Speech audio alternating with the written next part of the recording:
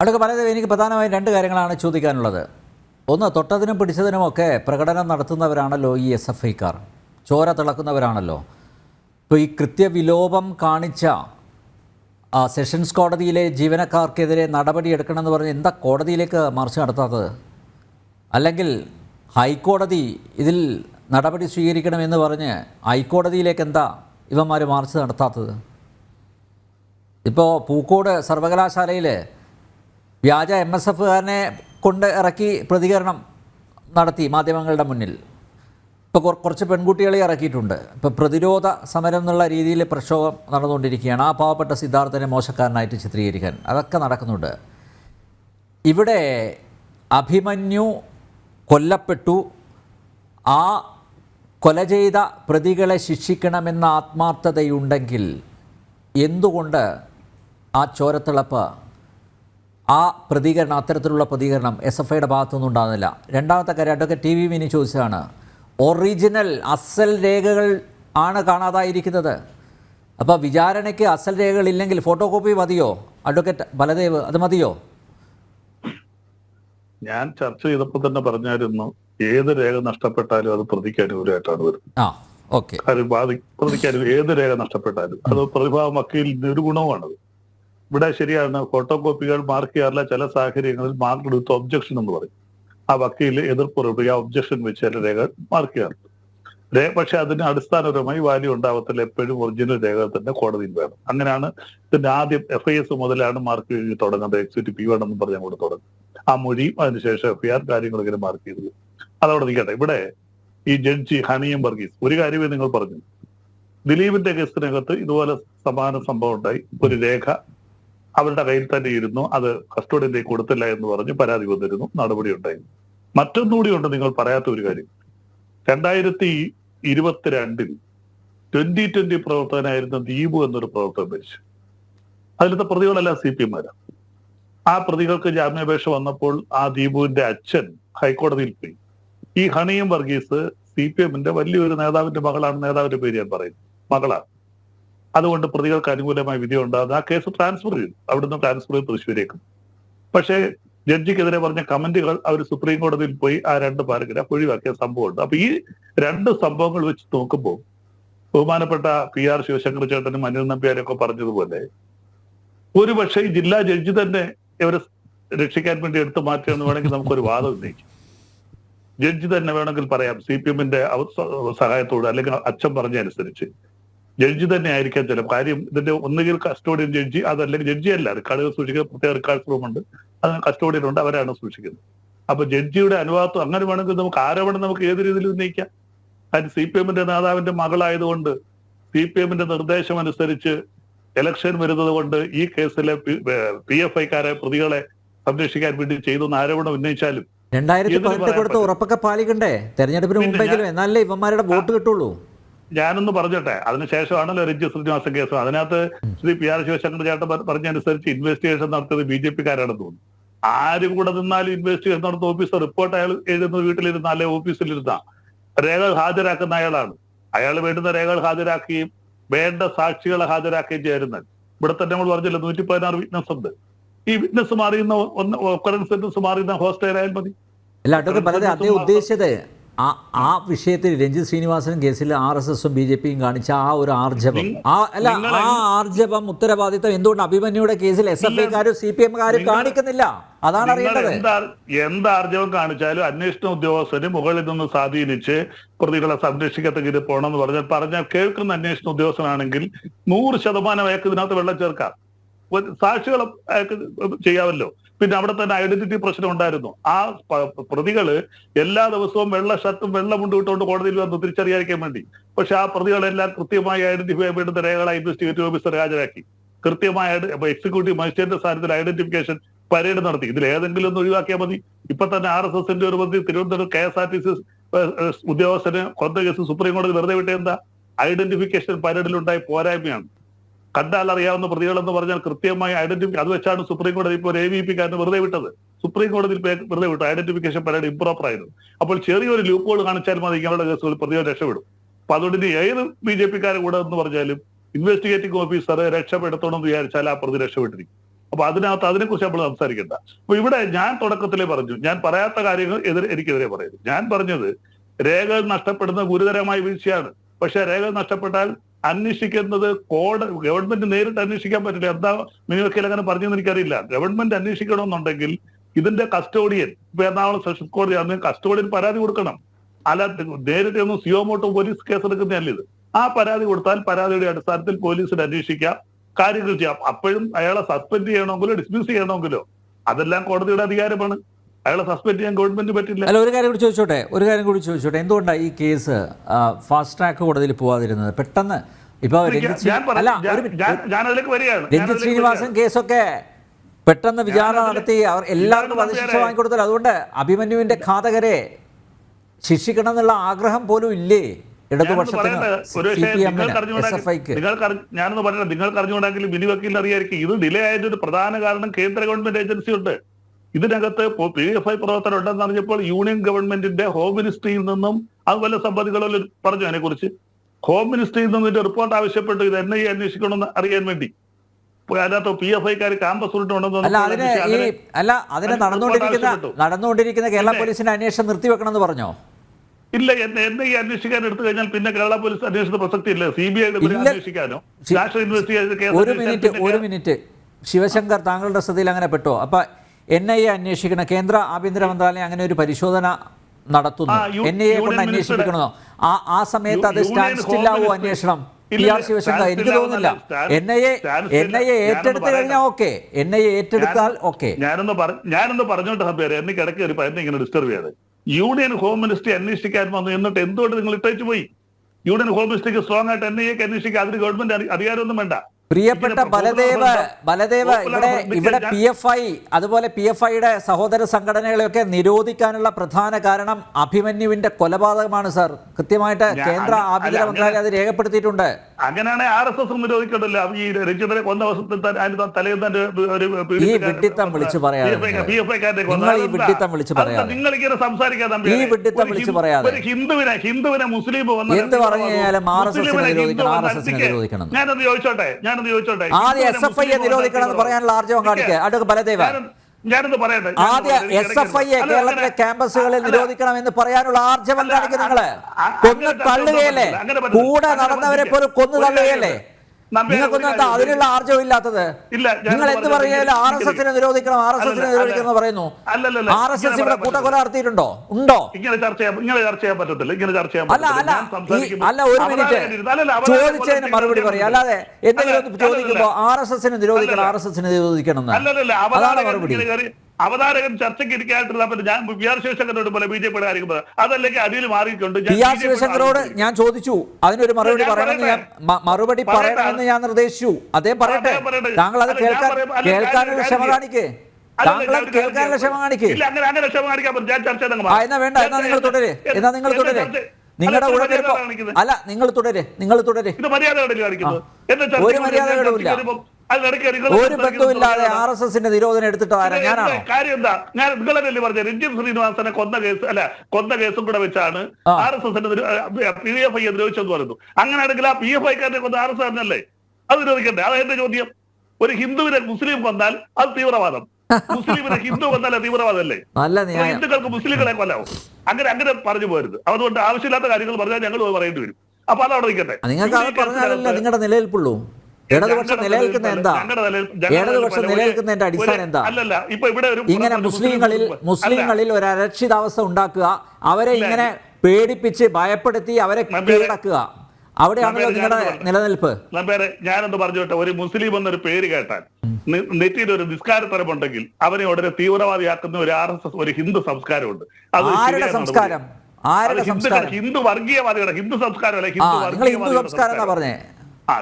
ഹിന്ദു വർഗീയവാദികളുടെ ഹിന്ദുക്കൾക്ക് ഹിന്ദു ആ സംസ്കാരം. ഹിന്ദു വർഗീയവാദികൾക്ക് ഒരു മുസ്ലിമിന്റെ പേര് കേട്ടാലോ നെറ്റിയിൽ ഒരു നിസ്കാരത്തരമ്പ് കണ്ടാലോ സുരേഷ് ഗോപി സിനിമ പറയുന്ന പോലെ അവനെ ഉടനെ തീവ്രവാദിയായിട്ട് കാണുന്നൊരു അല്ല, അങ്ങനെ പറഞ്ഞു പോരും. അപ്പൊ അതോടെ നിൽക്കട്ടെ, നമുക്ക് ഇതിന്റെ കാര്യങ്ങൾ പറയാം. ഇവിടെ ഇതിനകത്ത് രേഖകൾ നഷ്ടപ്പെട്ടിട്ടുണ്ടെങ്കിൽ അത് ഗുരുതരമായ വീഴ്ചയാണ്. ഈ രേഖകൾ നഷ്ടപ്പെട്ടതുകൊണ്ട് അന്വേഷിച്ചു പോയാൽ ഒരിക്കലും അത് പ്രതികൾക്ക് അനുകൂലമായിട്ട് വരും, തർക്കമൊന്നുമില്ല. പിന്നെ കോടതിയിൽ നിന്ന് രേഖകൾ പോയിട്ടുണ്ടെങ്കിൽ അതിന്റെ പരിപൂർണ ഉത്തരവാദിത്വം കോടതിക്കാണ്. അത് കോടതി അതിനകത്ത് പരാതിപ്പെടുകയാണെങ്കിൽ ഗവൺമെന്റ് അത് അന്വേഷിക്കും, അതിനകത്തുള്ള കാര്യങ്ങളുമായിട്ട് മുന്നോട്ട് പോകും. ഇതുവരെ ഗവൺമെന്റ് ബില്ല് ഒരു പരാതി വന്നിട്ടില്ല. ഇത് നഷ്ടപ്പെട്ട അവരെന്ന് പറയുന്നത് ഇപ്പൊ ശിവശങ്കർ ചേട്ടൻ പറയുന്നത് ഒരു കാര്യം കൊണ്ടുണ്ട്, ഈ ചാർജ് ഷീറ്റ് ഒരുപാട് മുമ്പ് നഷ്ടപ്പെടാൻ പറ്റില്ല. കാരണം കേസ് വിളിക്കുന്ന റേറ്റുകളിൽ സാധാരണഗതിയിൽ ഈ കേസ് കേട്ട് മേശപ്പുറത്ത് കൊണ്ടുപോകും. എത്ര വലിയ കേസ് കേട്ടായാലും ആ കേസ് കേട്ട് കൊണ്ടുവച്ചിട്ട് അതിൽ നിന്നാണ് ഓർഡർ ഷീറ്റ് എടുത്ത് വിടുക. അല്ല, ഓർഡർ ഷീറ്റ് മാത്രം വരുന്നുണ്ട്, പേപ്പറിലെ കോടതിയിലേക്ക് കൊണ്ടുവരുന്നത്. ആ പോലീസ് ഹാജരാക്കിയിരിക്കുന്ന കുറ്റപത്രം മേശപ്പുറത്ത് കൊണ്ടുവന്ന് വെച്ചാണ് അതിന്റെ പ്രധാന വിഭാഗങ്ങൾ. പിന്നെ എംഒസും അങ്ങനെയുള്ള കാര്യങ്ങളേക്കുള്ള കൊണ്ടുവരാത്തത്. അഡീഷണൽ ആയിട്ടിരിക്കുന്ന കുറെ സാധനങ്ങളുണ്ട്. ഇപ്പൊ വാളോ കത്താളോ പിച്ചാത്തിയോ അങ്ങനെ ഫോറൻസിക് പഠിക്കുന്ന കുറെ കാര്യങ്ങളാണ്. അത് മാത്രമേ ഉള്ളൂ കൊണ്ടുവരാത്തത്. ബാക്കി ഒരു ഫയല് ഇതായിട്ട് ഒരു കേസിന്റെ ഫയലാണ്. ഇതുപോലെ ഫയല് കൊണ്ടുവന്ന് മേശപ്പുറത്ത് വെക്കും. ആ ഫയല് മേശപ്പുറത്ത് കൊണ്ടുവച്ചിട്ടാണ് ആ കേസ് ഓരോ അവധിക്കും വിളിക്കുന്നത്. അല്ലാതെ ഒരു ഓർഡർ ഷീറ്റ്, ഒരു ഷീറ്റ് പേപ്പർ, ആ പേപ്പർ മാത്രം എടുത്ത് വെച്ചല്ല കേസ് വിളിക്കുന്നത്. അപ്പൊ ഇത് വർഷങ്ങൾക്ക് മുമ്പേയൊക്കെ പോയി എന്ന് പറയുന്നത് വെറുതെയാണ്. അന്ന് എടുത്തു നോക്കിയപ്പോൾ ആ കുറ്റപത്രം കാണുന്നില്ല. ഓരോ അവധിക്ക് കുറ്റപത്രം എടുക്കാറുണ്ട്, അത് നോക്കാറുണ്ട്. എംഒസ് ഒഴിച്ച് അങ്ങനെയുള്ള ചില മെറ്റീരിയൽ ഒബ്ജക്റ്റോ സയന്റിഫിക് ആയിട്ടുള്ള കാര്യങ്ങൾ ഒഴിച്ച് ബാക്കി എല്ലാ കാര്യങ്ങളും എടുത്ത് മേശപ്പുറത്ത് എത്ര വലിയ ഫയൽ പോലും, മുട്ടൻ ഫയലുകളൊക്കെ സിവിൽ കേസിനൊക്കെ ഭയങ്കര എടുക്ക് ഫയലുമായിട്ട് അതിലതിനൊക്കെ വരുന്നത് 10, 20, 30 വർഷമായ സിവിൽ കേസുകളുണ്ട്. ഒരാൾ എടുത്താൽ പോകാത്ത അത്രയും ഫയലുണ്ട്. ആ ഫയൽ എടുത്ത് മേശപ്പുറത്ത് കൊണ്ടുവച്ചിട്ടാണ് അതിൽ ആ കേസ് റോൾ കാളിൽ വിളിക്കുന്നത്. അപ്പൊ അതുകൊണ്ട് മാസങ്ങൾക്ക് മുമ്പൊന്നും പോയതല്ല. ഇതിന് തൊട്ടു മുമ്പിലത്തെ അവധിക്ക് വിളിച്ചപ്പോൾ ആ കേസിൽ അന്ന് ആ മേശപ്പുറത്ത് ആ കുറ്റപത്രം വന്നു കാണും. അല്ലാതെ നിരീക്ഷിച്ചിട്ട് പേപ്പർ എടുത്ത് വെച്ചോണ്ടല്ലേ വിളിക്കുന്നത്. അപ്പം ഇതിനകത്ത് കുറ്റപത്രം ഇതിനെ നഷ്ടപ്പെട്ടിട്ടുണ്ടെങ്കിൽ തീർച്ചയായിട്ടും അതിന് തർക്കമൊന്നുമില്ല, അത് പ്രതികൾക്ക് അനുകൂലമാണ്. ഈ കോപ്പി വെച്ചുകൊണ്ട് പോയാൽ ഹൈക്കോടതിയല്ല സ്പെഷ്യൽ, ഇപ്പോഴത്തെ ഹൈക്കോടതി ഇന്റർഫിയർ ചെയ്തിട്ടുണ്ട്. ഹൈക്കോടതി പറഞ്ഞേക്കുന്ന ഇത് വീണ്ടും റീകൺസ്ട്രക്ട് ചെയ്യാൻ ഡയറക്ഷൻ കൊടുത്തിരിക്കുകയാണ്. അതെങ്ങനെ റീകൺസ്ട്രക്ട് ചെയ്യുന്ന എനിക്ക് അറിഞ്ഞൂടാ. ഫോട്ടോ കോപ്പി വെച്ച് റീകൺസ്ട്രക്ട് ചെയ്യാൻ പറ്റും. അല്ല, റീകൺസ്ട്രക്ട് ചെയ്യുന്നതിന് മുമ്പ് ഇത് ആരാണ് അവിടെ നിന്ന് അടിച്ചു മാറ്റിയത് എന്നല്ലേ കണ്ടെത്തേണ്ടത്. അത് തീർച്ചയായിട്ടും ഹൈക്കോടതിയോ അതിനാണ് ഹൈക്കോടതി അല്ല, അത് കണ്ടെത്താനുള്ള അന്വേഷണത്തിനാണ് ഹൈക്കോടതി നിർദ്ദേശം നൽകേണ്ടത്. താമസിച്ചു കഴിഞ്ഞാൽ ഉള്ള തെളിവുകൾ കൂടി ഇവർ നശിപ്പിക്കും. അകത്ത് കള്ളന്മാരുണ്ട് എന്ന് മനസ്സിലായല്ലോ. ഓക്കെ ഓക്കെ, തിരിച്ചു വരാം ഇടവേളയ്ക്ക് ശേഷം.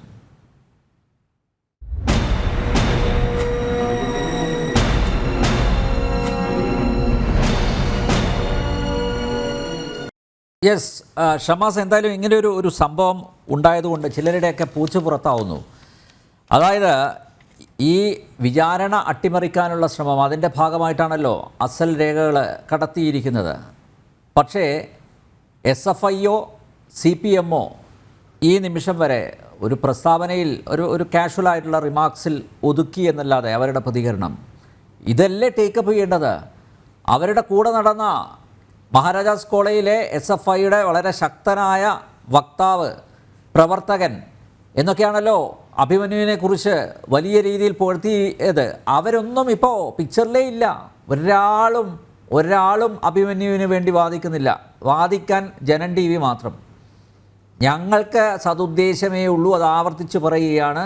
സതുദ്ദേശത്തിൻ്റെ അടിസ്ഥാനത്തിൽ തന്നെയാണ്. കാരണം നാളെ സിദ്ധാർത്ഥൻ്റെ കേസും ഇപ്പോൾ ആത്മഹത്യയായിട്ടാണല്ലോ അതിനെ അവതരിപ്പിച്ചിരിക്കുന്നത്. അതൊരു കൊലപാതകമാണ്, കൊന്ന് കെട്ടിത്തൂക്കിയതാണ് എന്ന് കൂടെയുള്ളവർ തന്നെ പറഞ്ഞിട്ടും കേരള പോലീസിൻ്റെ അന്വേഷണം ഇഴഞ്ഞ് നീങ്ങിയാണ്. സിദ്ധാർത്ഥൻ്റെ കുടുംബത്തിനും ഈ ഗതി വരരുത് എന്ന ആത്മാർത്ഥമായ ആഗ്രഹമുള്ളതുകൊണ്ടാണ് ഇന്ന് ഈ വിഷയം ഞങ്ങൾ വളരെ സജീവമായിട്ട് ചർച്ച ചെയ്യുന്നത്. ഷമാസ്, പറയൂ. ഒന്ന് അൺമ്യൂട്ട് ചെയ്യണം ഷമാസ്, പ്ലീസ്.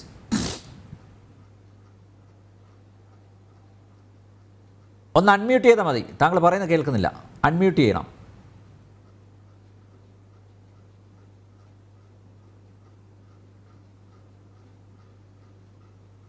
ഒന്ന് സംസാരിച്ചേ ഷമാസ്. കേൾക്കുന്നില്ല. ഞാൻ ശിവശങ്കറിലേക്ക് പോവുകയാണ്. അപ്പോഴേക്കത് റെക്ടിഫൈ ചെയ്യാൻ പറ്റുമെന്ന് തോന്നുന്നു. ശിവശങ്കർ, എന്തായാലും അഭിമന്യുവിനെ കൊന്നതിന് പിന്നിൽ SFIക്കാരുടെ കരങ്ങൾ ഉണ്ട് എന്ന് രേഖകൾ കാണാതായതിൽ നിന്നും നമുക്ക് വായിച്ചെടുക്കാം, മനസ്സിലാക്കാം. എന്തായാലും ഇങ്ങനൊരു സംഭവം ഉണ്ടായത് കൃത്യസമയത്ത് തന്നെയാണ് ഇത് പുറത്തു വന്നിരിക്കുന്നത്. ഡിസംബറിൽ ഇങ്ങനെ ഹൈക്കോടതിക്ക് ജില്ലാ ജഡ്ജി ഒരു എഴുത്ത് അയച്ചു. അതിൽ കൃത്യമായിട്ട് രേഖകൾ നഷ്ടപ്പെട്ട കാര്യം ചൂണ്ടിക്കാണിച്ചിട്ടുണ്ട്. പക്ഷേ അത് പുറത്തു വന്നത് കൃത്യസമയത്താണെന്ന് തോന്നുന്നു. ഞാൻ നേരത്തെ ചൂണ്ടിക്കാണിച്ചതുപോലെ സിദ്ധാർത്ഥൻ്റെ കൊലപാതകത്തിലുള്ള അന്വേഷണം പുരോഗമിക്കുന്ന സമയത്ത്. അപ്പോൾ ഈ കോടതിക്കകത്തും ആരൊക്കെയോ ഉണ്ട് നല്ല മനസ്സുള്ളവർ. ഈ സമയത്ത് തന്നെ ഇത് അവതരിപ്പിക്കണമെന്ന ആഗ്രഹം അവരിലും ഉണ്ടാവും. അതുകൊണ്ടാണല്ലോ ഇന്ന് ഈ വിഷയം ചർച്ച ചെയ്യുന്നത്. അപ്പോൾ എന്തായാലും SFIക്കുള്ള പങ്ക് തെളിഞ്ഞിരിക്കുന്നു എന്ന് തന്നെ നമുക്ക് ആ തീരുമാനത്തിൽ തന്നെ എത്താമല്ലേ?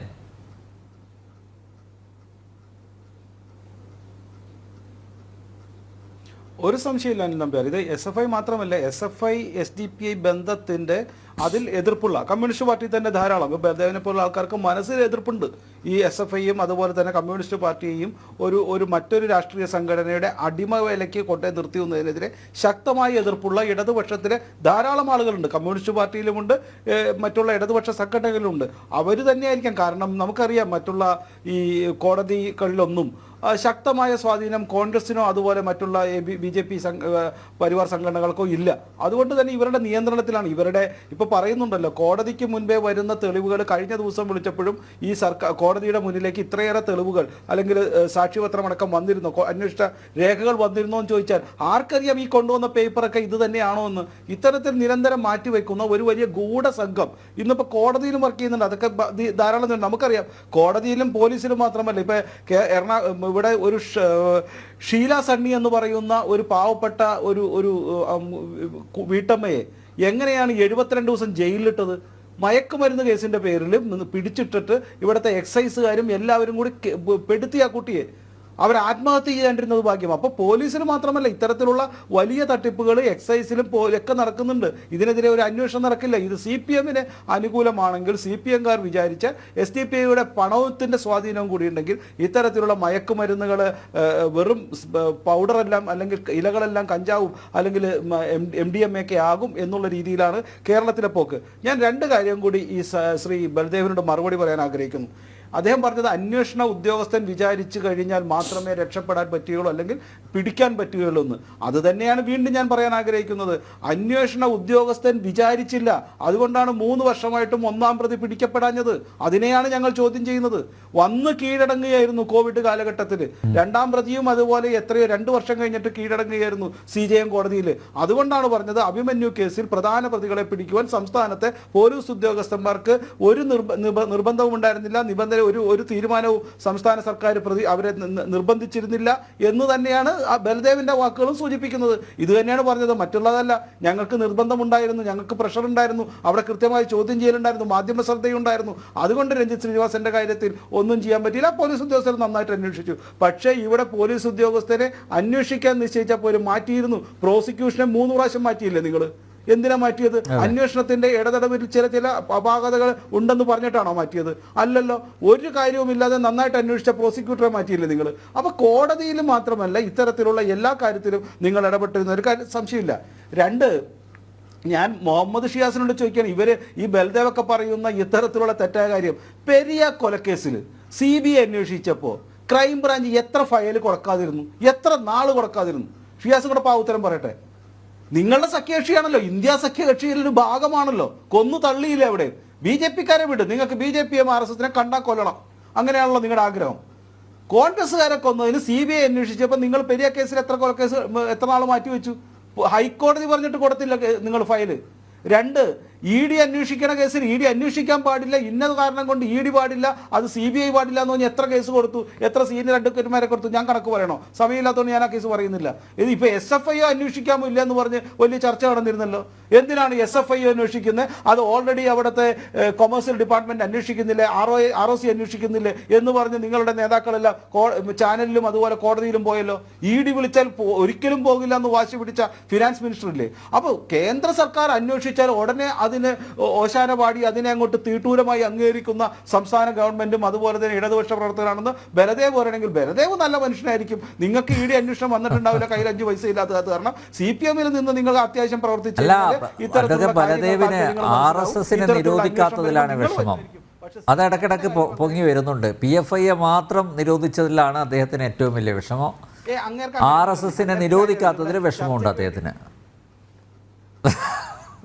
അദ്ദേഹത്തിന് അങ്ങനെയൊന്നുമില്ല. ഞാൻ ഒരു കാര്യം പറയാം അനിൽ, ഒരു കാര്യം പറയാൻ ഞാൻ KSUവിന്റെ പ്രവർത്തകന് സമയം കൊടുക്കണം, അദ്ദേഹത്തിന് കിട്ടും. 2 കാര്യം. ഇവിടെ വിദ്യാർത്ഥികളുടെ ഹോസ്റ്റലിൽ മഹാരാജാസ് വിദ്യാർത്ഥികളുടെ ഹോസ്റ്റലിൽ അർദ്ധപട്ടിണിക്കാരായ സെക്സ് വർക്കേഴ്സിനെ പിടിച്ചിട്ട് തല്ലി തല്ലി രാത്രി അവർ കരയുന്ന കരച്ചിൽ കെട്ടിയിട്ട് ഞാൻ ഉറങ്ങിയിട്ടില്ല എന്ന് പറയുന്ന ഫേസ്ബുക്ക് പോസ്റ്റ് എഴുതിയ പാവപ്പെട്ട ഇവിടുത്തെ സിനിമാ പ്രവർത്തകൻ, സിനിമാ സംവിധായകരുണ്ട്. അന്ന് ഇവിടുത്തെ പല കൊട്ടിപ്പിടിച്ച SFIക്കാരായ സംവിധായകർ അവിടെ ആ ഹോസ്റ്റലിലുണ്ട്, ഒരക്ഷരം മിണ്ടിയിട്ടില്ല. ഇതാണ് ഇവിടുത്തെ ഹോസ്റ്റലിൽ നടക്കുന്നത്. ഇത് ഭീകരവാദം മാത്രമല്ല, സാഡിസമാണ്. ഇവർക്ക് SFIക്കെതിരെ ഒന്നും ചെയ്യാത്ത പാവപ്പെട്ട സെക്സ് വർക്കേഴ്സിനെ പിടിച്ചു കൊണ്ടുപോയിട്ട് ഹോസ്റ്റലിലിട്ട് തല്ലുക, ആ ശബ്ദം കേൾക്കുമ്പോൾ സന്തോഷം വരിക. ഇതിലപ്പുറം ഒരു സാഡിസം എന്താണ്? ഇത് തന്നെയാണ് ചെഗുവേര തന്നത്. സ്വന്തം കൂട്ടുകാരെയൊക്കെ വെടിവെച്ച് കൊല്ലുമ്പോൾ ആ കരച്ചിലിന്റെ ശബ്ദം കേൾക്കാൻ അദ്ദേഹം ചെയർ കുറച്ചുകൂടി അടുത്തേക്ക് മാറ്റിയിട്ട് ഇരിക്കുമായിരുന്നു എന്ന് എഴുതി വെച്ച പുസ്തകങ്ങളുണ്ട്. അപ്പോൾ ഇത് തന്നെ കാണിക്കുന്ന സാഡിസമാണ്. ഇതാണ് ഈ കേരളത്തിൽ നടക്കുന്നത്. നിരന്തരമായി ഇത്തരത്തിലുള്ള ഒരു സാഡിസ്റ്റ് പ്രസ്ഥാനമായി SFIയും അതുപോലെ തന്നെ SDPയും മാറിയിരിക്കുന്നു. ഇവർക്കെതിരെയുള്ള അന്വേഷണം ജനകീയ ആവശ്യമാണ്. അതിന് KSUവും ABPയും BJPയും എല്ലാവരും കൂടെ ഒരുമിച്ച് നിന്നിട്ട് ഈ ഭീകര പ്രസ്ഥാനങ്ങളെ അടിച്ചൊതുക്കുക വേണം, അല്ലെങ്കിൽ കേന്ദ്ര ഗവൺമെന്റിന്റെ അന്വേഷണം ഇതിനെതിരെയും വേണം എന്ന് മാത്രമാണ് എനിക്ക് പറയാനുള്ളത്. യെസ്, സാഡിസ്റ്റ് ഫെഡറേഷൻ ഓഫ് ഇന്ത്യയാണ് നിരോധിക്കേണ്ടത്. യെസ്, ഷമാസെ പെട്ടെന്ന് കേൾക്കാം. അല്ല, ഞാൻ ഈ പറഞ്ഞു വന്നത് ഈ വിഷയം അഭിമന്യു വലക്കേസുമായി ബന്ധപ്പെട്ട രേഖകളുടെ തിരോധാനം ചർച്ചയ്ക്കെടുത്ത ജനം ടിവിയുടെ സതുദ്ദേശത്തെയോ ദുരുദ്ദേശത്തെയോ അല്ല, അതിനപ്പുറത്തേക്ക് ഇതിന്റെ ഗൗരവം തന്നെയാണ് നമ്മൾ ചർച്ച ചെയ്യുന്നത്. ഇത് കേവലം ഒരു ഞാൻ നേരത്തെ തുടക്കത്തിൽ സൂചിപ്പിച്ച ഒരു നിസ്സാരമായ ഒരു പ്രശ്നമായി തള്ളിക്കളയാൻ കഴിയുന്നു എന്നല്ലെന്ന് അദ്ദേഹം ആവർത്തിക്കുമ്പോഴും ഡോക്ടർ ബലദേവനെ പോലുള്ള ആളുകൾ ഈ വിഷയത്തിൽ സ്വീകരിച്ച ഒരു തണുപ്പൻ പ്രതികരണമുണ്ട്. സാധാരണഗതിയിൽ ഇത് കേവലം ഒരു SFI ഒരു വിദ്യാർത്ഥി സംഘടന, ഇപ്പൊ കോൺഗ്രസ് ആണ് ഇന്നിപ്പോ കേരളത്തിൽ ഭരിക്കുന്നത്, UDF ആണ് ഭരിക്കുന്നതെങ്കിൽ എന്താകുമായിരുന്നു ഇന്ന് അദ്ദേഹത്തിന്റെ പ്രതികരണം? നമ്മളൊന്ന് ആലോചിച്ച് നോക്കി, എന്തായിരിക്കും SFIയുടെ ഒരു പ്രതികരണം? ഇന്ന് ഈ സംഭവം പുറത്തു വരുമ്പോൾ തന്നെ ഇപ്പോ ജനം TV സതുദ്ദേശത്താലോ ദുരുദ്ദേശത്താലോ ഈ വിഷയം പുറത്തു കൊണ്ടുവന്നു, എന്തായിരിക്കും CPM നേതാക്കന്മാരുടെയും ഇടതുപക്ഷത്തിന്റെയും പ്രതികരണം? അവർ ഈ പറഞ്ഞ അയ്യോ അത് പാവം കോടതിയുടെ തലയിലാണ്, ഹൈക്കോടതിയാണ് എന്നൊക്കെ പറഞ്ഞ് ഈ പറയുന്ന ആളുകൾ മിണ്ടാതിരിക്കുമോ? ഇത് തന്നെയാണ് ഇതിന്റെ ഇരട്ടത്താപ്പും പൊരുത്തക്കേട് എന്ന് പറയുന്നത്. അതുകൊണ്ട് ഇവർക്ക് ഇതിനകത്ത് ഒരു തരത്തിലുള്ള ആത്മാർത്ഥയും തുടക്കം മുതലേ ഇല്ല, ഇപ്പോഴും ഇല്ല. ഞങ്ങളാണ് KSUവിന്റെ പോസ്റ്ററിലും KSUവിന്റെ സോഷ്യൽ മീഡിയ ഹാൻഡിലും KSUവിന്റെ സംസ്ഥാന കമ്മിറ്റിയും ജില്ലാ കമ്മിറ്റി, എറണാകുളം ജില്ലാ കമ്മിറ്റി ഉൾപ്പെടെയുള്ള ആളുകളാണ് അഭിമന്യുവിന്റെ കൊലക്കേസിലെ പ്രതികളെ പ്രതികളെ നിയമത്തിന് മുമ്പിൽ കൊണ്ടുവരുമെന്ന് പറഞ്ഞ് പരോക്ഷമായും പ്രത്യക്ഷമായിട്ടൊക്കെ സമരത്തിനും പ്രചരണത്തിന് നേതൃത്വം കൊടുത്ത് KSU അത്രമേലും SFI മിണ്ടിയിട്ടില്ല. ഈ കുറ്റപത്രം ഉൾപ്പെടെ ഇത്രയും സമർപ്പിച്ച് വൈകിട്ടും വിചാരണ നീണ്ടിട്ടും SFIക്ക് ഒരു സ്റ്റേറ്റ്മെന്റ് പോലും ഉണ്ടായിട്ടില്ല. ഇന്നിപ്പം നിർവാഹമില്ലാതെ കേരളത്തിലെ മാധ്യമങ്ങളിൽ ചർച്ചക്കെടുത്തത് കൊണ്ടാണ് SFIക്ക് സ്റ്റേറ്റ്മെന്റ് ഇറക്കാൻ ഒരു അവസ്ഥയുണ്ടായത്. അല്ലെങ്കിൽ അവരത് മിണ്ടില്ല. കാരണം അവർക്കറിയാം ഇതിന്റെ പിന്നിൽ ആരൊക്കെ എന്തൊക്കെ തിരക്കഥ, കൊല്ലിച്ചതാര്, കൊല്ലാൻ പറഞ്ഞതാര്, എന്ത് കാര്യത്തിന്, എന്താണ് അതുകൊണ്ടുള്ള നേട്ടം, രാഷ്ട്രീയ ലാഭം എന്ത്, രാഷ്ട്രീയ അന്തർധാര എന്തൊക്കെ കച്ചവടം ഇതിന്റെ പിന്നിൽ നടക്കുന്നതിനെ കുറിച്ച് SFI നേതാക്കന്മാർക്കും അറിയാം, CPM നേതാക്കന്മാർക്കും അറിയാം. പാവം ഇതൊന്നും അറിയാതെ ഇവിടെ ഒന്ന് ന്യായീകരിക്കാൻ വിധിക്കപ്പെട്ട അഡ്വക്കേറ്റ് ബലദേവനെ പോലുള്ള ആളുകളാണ് ഇവിടെ ബലിയാടാകുന്നത്. അതുകൊണ്ട് ഈ മുഖങ്ങൾ തിരിച്ചറിയണം. ഈ കൊലയാളികളെ, കൊലക്കത്തിക്ക് വേണ്ടി രക്തത്തിന് വേണ്ടി ദാഹിക്കുന്ന ആളുകളെ എല്ലാം തിരിച്ചറിഞ്ഞ് മുന്നോട്ട് പോയാൽ ഈ കുടുംബങ്ങളിൽ SFIയിലേക്ക് കൊടിപിടിക്കാൻ ആരെയും പറഞ്ഞേക്കില്ല. SFI ഇന്ന് നടത്തിക്കൊണ്ടിരിക്കുന്ന കിരാതമായ പ്രവർത്തനത്തിന്റെ അടിസ്ഥാനത്തിൽ നിരോധിക്കേണ്ടത് പോപ്പുലർ ഫ്രണ്ടിനെ പോലെ തന്നെ നിരോധിക്കേണ്ട ഒരു സംഘടനയായി SFI മാറിയിരിക്കുന്നു. അതിനുവേണ്ടിയുള്ള തയ്യാറെടുപ്പുകളും മുന്നൊരുക്കങ്ങളുമാണ് ഇനി നടത്തേണ്ടത്. അതിന് പൊതുസമൂഹം, കേരളീയ സമൂഹം ഒരേ മനസ്സാലെ ഈ വിഷയങ്ങളൊക്കെ മുൻനിർത്തിക്കൊണ്ട് തന്നെ ഒരുമിച്ച് മുന്നോട്ട് നീങ്ങണമെന്ന അഭിപ്രായം തന്നെയാണ് പങ്കുവെക്കാനുള്ളത്. യെസ്, അഭിമന്യുവിനെ കൊല്ലിപ്പിച്ചതാര്? ഇത് കൃത്യമായിട്ട് അന്വേഷണ വിധേയമാക്കേണ്ടതാണ്. ഈ സാഡിസ്റ്റുകൾക്കൊക്കെ രക്തസാക്ഷികളെ സൃഷ്ടിച്ചാൽ മതി. അഭിമന്യുവിന് വീട് വെച്ചു കൊടുക്കാൻ കോടികൾ പിരിച്ചു, ഞാൻ നേരത്തെ അത് ചൂണ്ടിക്കാണിക്കുകയുണ്ടായി. പക്ഷേ ബക്കറ്റിൽ വന്ന് വീണതെല്ലാം ഇഷ്ടികയും കമ്പിയും സിമൻറ്റുമായി മാറിയില്ല. അതൊരു യാഥാർത്ഥ്യമാണ്. ഇപ്പോഴിതാ കൊന്നവരെ രക്ഷിക്കാൻ കേസ് രേഖകൾ പോലും അടിച്ചു മാറ്റുന്നിടത്തേക്ക് കാര്യങ്ങൾ എത്തി നിൽക്കുന്നു. അഭിമന്യുവിൻ്റെ ഘാതകരെ സംഘടനയിൽ ഉൾപ്പെടുത്തി, SFIയിൽ ഉൾപ്പെടുത്തി അവരുമായി സമരസപ്പെട്ട് സ്വാതന്ത്ര്യവും ജനാധിപത്യവും സോഷ്യലിസവും താലിബാനിസത്തിന് പൂർണ്ണമായും അടിയറ വെച്ച കുട്ടി സഖാക്കന്മാരുടെ തൊലിക്കട്ടി അപാരം തന്നെ. ജന ഡിബേറ്റ് ഇവിടെ പൂർണ്ണമാവുന്നു. ചർച്ചയിൽ പങ്കെടുത്ത എല്ലാ അതിഥികൾക്കും നന്ദിയൊപ്പം പ്രേക്ഷകർക്കും.